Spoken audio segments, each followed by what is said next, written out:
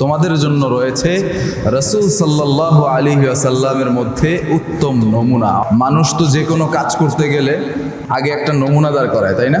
অনেক ক্ষেত্রে সেটা ড্রয়িং এর মধ্যেই সীমাবদ্ধ থাকে না, সেটারে আবার বাস্তবে রূপ দেওয়ার জন্য ছোট্ট একটা বিল্ডিং বানায় দেখান। এই উম্মতে মুসলিমা এটা একটা গুরুত্বপূর্ণ স্থাপনা না আল্লাহ তাআলার? গুরুত্বপূর্ণ একটা প্রজেক্ট না এই যে উম্মতে মুসলিমা? আপনার যদি জান্নাতে যাওয়ার, জাহান্নাম থেকে মুক্তি পাওয়ার ছাড়পত্রটা পাইতে হয়, তাহলে ওই নমুনার সাথে কি করতে হবে? মিলেইতে হবে। আলহামদুলিল্লাহ, সকল প্রকার শুকর এবং সুজুদ সেই মহান সত্তার পাক কদমে, যিনি আমাদেরকে তার পবিত্র হুকুম সলাতুল জুমা আদায়ের লক্ষ্যে তার অসংখ্য অগণিত বান্দাদের মধ্য থেকে যাচাই বাছাই ও নির্বাচিত করে তার পবিত্র হুকুম এই সলাতুল জুমা আদায়ার্থে তার পবিত্র ঘর মসজিদে এসে উপবিষ্ট হওয়ার মতো তৌফিক ইনায়েত করেছেন। সেজন্য মহান মালিকের দরবারে ইলাহিতে সকলেই সমস্বরে কালিমাত শুকর উচ্চারণ করি আলহামদুলিল্লাহ।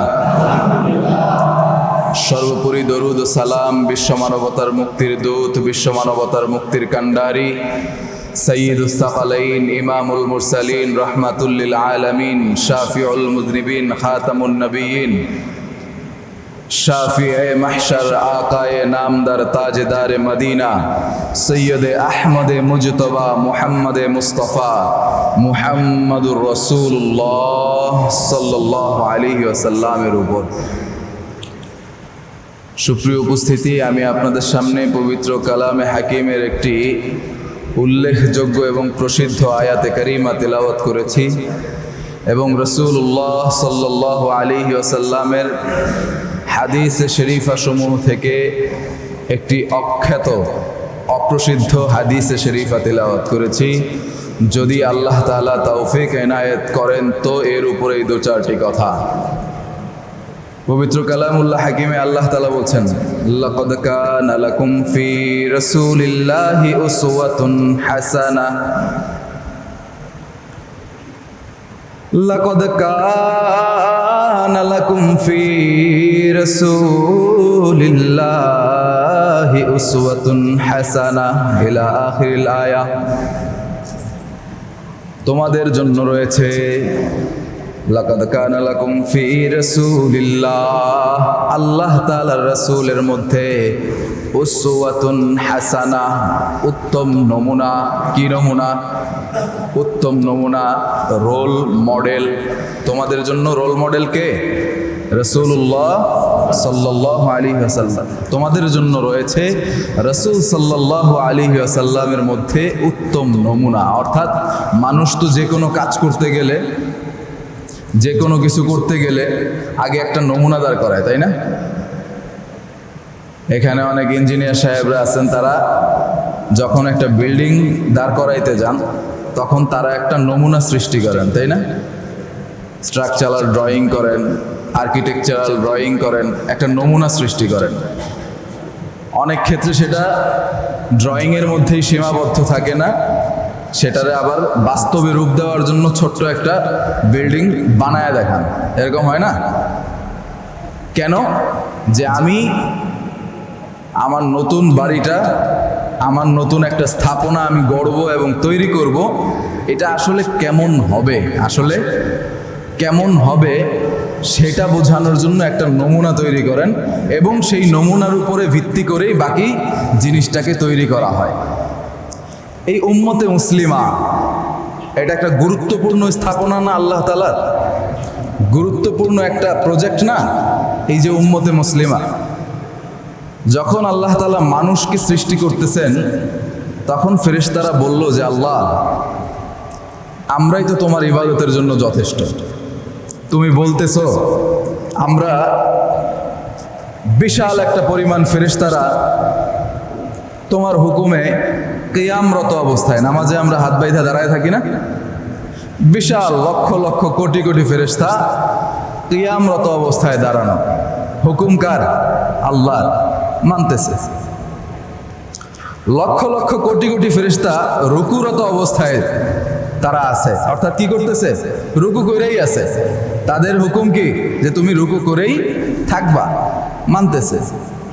লক্ষ লক্ষ কোটি কোটি ফেরেশতা সিজদারত অবস্থায় আছে, যে তুমি সিজদা দিয়েই থাকবা, এটা তোমার জন্য কি হুকুম, ইবাদত করতেছে। লক্ষ লক্ষ কোটি কোটি ফেরেশতা আমরা নামাজে যেমন কি করি, নিজেদের বৈঠকে বসি, এরকম বৈঠকে অনেকেই বসা আছেন। তাহলে এই লক্ষ লক্ষ কোটি কোটি ফেরেশতা কি করতেছে, বসা অর্থাৎ বৈঠকের সুরতে বসে আছে, তারা ইবাদত করতেছে। এই ফেরেশতারা বলল, আল্লাহ তুমি যেইভাবে বলতেছো সেইভাবেই করতেছি, যেইভাবে চাইতেছো সেইভাবেই ইবাদত করতেছি, তোমার ইবাদতের জন্য তো আমরাই যথেষ্ট, আর তো কাউরে লাগে না, তুমি মানুষ কেন বানাইতেছো, আমরাই তো ইবাদত করতেছি, তাই না? কিন্তু আল্লাহ তাআলা বললেন কি, তোমরা যা জানো, মানে আমি যা জানি তোমরা তা জানো না, আমি যা বুঝি তোমরা তা বোঝো না। অতএব এই যে বান্দাদের মধ্য থেকে ফেরেশতারা বলল যে এদেরকে আপনি পাঠাবেন, এদেরকে আপনি বানাচ্ছেন, এদেরকে আপনি পৃথিবীতে পাঠাবেন, এরা তো খাবার খাইতে হবে, আমাদের তো খাবার খাওয়া লাগে না, ফেরেশতাদের খাবার খাওয়া লাগে নাকি? তারা নূরের তৈরি, তাদের কোনো আমাদের এই জীবিত থাকা অবস্থায় যে ধরনের জৈবিক চাহিদাগুলো আমাদের আছে, সেই ধরনের জৈবিক চাহিদা ফেরেশতাদের নাই। তাদের না খাওয়া লাগে, না ঘুমানো লাগে, না নিজেদের রেস্ট করা লাগে, কিচ্ছু না। মানে অ্যাজ লাইক রোবট। রোবটেরও তো মাঝে মধ্যে চার্জ দেওয়া লাগে, তাদের চার্জও দেওয়া লাগে, তাই না? তাহলে এই ফেরেশতারা আল্লাহ তাআলাকে বলতেছে যে এরা তো খাবার খাবে, এই খাবারের জন্য ইনকাম করতে হবে, আবার এটার জন্য তারা দুনিয়াতে ফাসাদ সৃষ্টি করবে, দুনিয়াতে হাঙ্গামা মাচাইবে। পৃথিবীতে যুদ্ধ হয় কি জিনে আর মানুষে, না ফেরেশতায় আর মানুষে, না মানুষে মানুষে? মানুষে মানুষে। তারা যুদ্ধ করতেছে, তারা হাঙ্গামা মাচাইতেছে, তারা এই পৃথিবীতে অনিষ্টতা সৃষ্টি করতেছে। এদেরকে আপনি কেন পাঠাবেন? এদেরকে আপনি কেন পাঠাবেন? এই যে উত্তম একটা প্রজেক্ট, আপনি নতুন একটা প্রজেক্ট হাতে নিতেছেন, এই মানব মণ্ডলী সৃষ্টি করবেন, এটা কেন করবেন? আমরাই তো এনাফ আপনার জন্য, আপনার ইবাদতের জন্য, আপনার মনোতুষ্টির জন্য। কিন্তু লাস্টে বোঝা গেল যে কি না, লাস্টে বোঝা গেল আল্লাহ তাআলা বললেন যে তোমরা যা জানো আর আমি যা জানি তার মধ্যে আসমান ও জমিনের পার্থক্য আছে। তোমরা মনে করতেছো যে তুমি আমার ইবাদত করতেছো, আমি সব কিছুই মানে ইবাদতটা তুমি করতেছো বিধায় যে আমি পছন্দ করতেছি, এরকম তো না। স্বাভাবিকভাবে আপনি খেয়াল করবেন, আপনার ঘরে যদি অনেকগুলো সন্তান থাকে, তাদের মধ্যে 2-4 জন আছে সোজা সরল সহজ, আবার কিছু আছে খুব দুষ্ট প্রকৃতির, আছে না? এখন মনে করেন যে সরল সহজ সবসময় আপনার কথা মানে, তারে আপনি একটা হুকুম দিলেন, সে সাথে সাথে আদায় করলো, আপনি যেই মজা বা আনন্দটা পাবেন। কিন্তু একটা ছেলে আপনার সব সময় ঘাড়তারামি করে, সব সময় কি করে? ঘাড়তারামি করে, কথা বললে মানতে চায় না, শুনতে চায় না। তারে একটা আদেশ দেওয়ার পরে সে যদি মানে, আপনার আনন্দটা কি সমান হবে? একটু ভিন্ন হবে, একটু বেশি ভালো লাগবে যে না, যেই ছেলেটা, যেই সন্তানটা আমার কথা শোনে না, তারে আমি আদেশ দেওয়ার পরে এই জিনিসটা আমার শুনলো, এর মানে আমার কাছে আমার ওই ফিলিংসটা আরেকটু বেটার হবে, আমি আরেকটু ভালো অনুভব করব যে না, আমার কাছে খুশিটা বেশি লাগতেছে।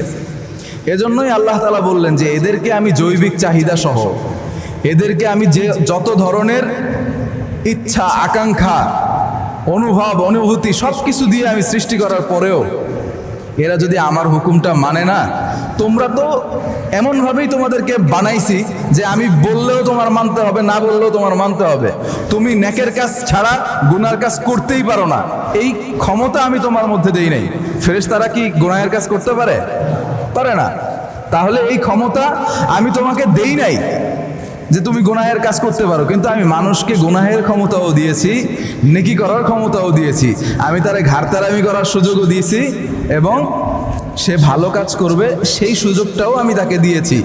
সে এখন যদি ভালো কাজটা নিজের মতো করে সুন্দর মতো করে, আমার ইবাদতটা আমার হুকুম অনুযায়ী করে, তাহলে ওই যেই ঘরের দুষ্ট সন্তানটা আপনার কথা শোনার কারণে যেই খুশিটা আপনার লাগে, সেই আমি আপনি আল্লাহ তাআলার উত্তম সৃষ্টি, একটা উত্তম প্রজেক্ট মানুষ, আমরা মানার পরে আল্লাহ তাআলার খুশি বেশি লাগে না? নাকি ফেরেশতারা ইবাদত করলে যেই পরিমাণ খুশি আল্লাহ তাআলা হন, মানুষ খুশি ইবাদত করলে সেই পরিমাণ হন না বেশি হন? বেশি হন। তাহলে আল্লাহ তাআলা এই উত্তম প্রজেক্টকে সৃষ্টি করলেন, আর এই উত্তম প্রজেক্টকে সৃষ্টি করার জন্য একটা নমুনা বানাবেন না, এটা কি হইতে পারে? এ কারণেই আমরা সবাই জানি রাসূলুল্লাহ সাল্লাল্লাহু আলাইহি ওয়াসাল্লামকে আল্লাহ তাআলা আগে একজন নমুনা হিসেবে কি করলেন? সৃষ্টি করলেন, এবং সেই নমুনার ভিত্তিতেই এই পুরো পৃথিবীর মানব মণ্ডলী সবাইকে আল্লাহ তাআলা সৃষ্টি করেছেন। এই কারণে আল্লাহ তাআলা কি বলছেন? লাকাদ কানা লাকুম ফি রাসূলিল্লাহি উসওয়াতুন হাসানা। রাসূলের মধ্যে তোমাদের জন্য কি রয়েছে? উত্তম নমুনা রয়েছে। এখন আপনি বিল্ডিং বানাইতে যাইতেছেন, আপনার ড্রয়িং ডিজাইন সব ঠিক আছে, কিন্তু আপনি বিল্ডিং বানাইতেছেন নিজের ইচ্ছা মতো, তাহলে কি আপনার ওই বিল্ডিংয়ের ছাড়পত্র আপনি পাবেন? অর্থাৎ আপনার ড্রয়িংয়ের সাথে আপনার বিল্ডিংয়ের কি নাই? মিল নাই। ড্রয়িংয়ে আছে যে আপনি 2-3টা ব্যালকনি দিবেন, 2টা টয়লেট দিবেন, 3টা রুম করবেন, কিন্তু আপনি আদতে গিয়ে 5টা রুম বানায় ফেলাইলেন, ব্যালকনিগুলো দিলেন না, টয়লেট সবার জন্য একটা দিলেন আপনার সুবিধা অনুযায়ী। তাহলে কি আপনার ড্রয়িংয়ের সাথে মিললো? ডিজাইনের সাথে মিললো? মিললো না। তাহলে আপনি সেই অ্যাপ্রুভালটা বা অনুমতি বা ছাড়পত্রটা পাবেন না, কারণ আপনি আপনার ড্রয়িংয়ের সাথে মিলে বানান নাই। ঠিক তেমনি আল্লাহ তাআলা আমাদের জন্য উত্তম নমুনা বানাইছেন কাকে? মুহাম্মদুর রাসূলুল্লাহ সাল্লাল্লাহু আলাইহি ওয়াসাল্লামকে। আপনি ঘুমাইতে গেলেন, ঘুম থেকে উঠলেন, আপনি আপনার নাস্তা করলেন, আপনার ইবাদত করলেন, আপনার বন্দেগী করলেন, কিন্তু নমুনার সাথে মিলল না, নমুনার সাথে মিলল না। তাহলে কি আপনার এই ইবাদত, বন্দেগী, চলাফেরা, আদব, আখলাক, আচার আচরণ গ্যারান্টেড হবে? কবুল হবে? হবে না। আপনার নমুনার সাথে মিলাই আপনাকে করতে হবে। আপনার যদি জান্নাতে যাওয়ার, জাহান্নাম থেকে মুক্তি পাওয়ার ছাড়পত্রটা পাইতে হয়, তাহলে ওই নমুনার সাথে কি করতে হবে? মিলাইতে হবে।